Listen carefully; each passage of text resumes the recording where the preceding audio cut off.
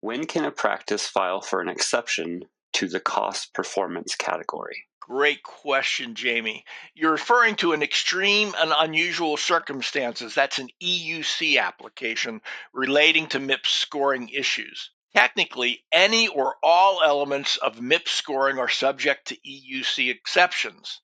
The application window for a performance year typically opens in April of each performance year and closes when the calendar year ends, though there are occasionally special circumstances that extend the application window. That said, the cost performance category is not typically something that is waived. Now, not everyone is scored on costs. There are two automatic exceptions for cost measures.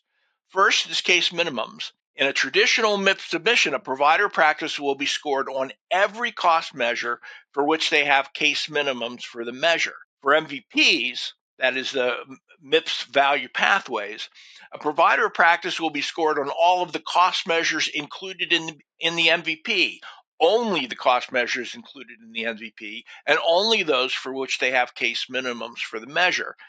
The most common case minimum is 20 cases, but there are exceptions to that.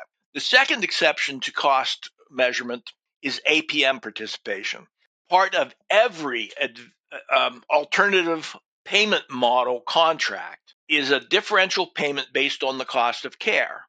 Because cost is a factor in payment, APM participants who are subject to MIPS adjustments are automatically accepted from cost scoring. Now, though I've not seen the cost category accepted through the EUC, that's the exceptional unusual circumstances process for any practice or provider, I can imagine a compelling argument in an EUC application that could win an exception.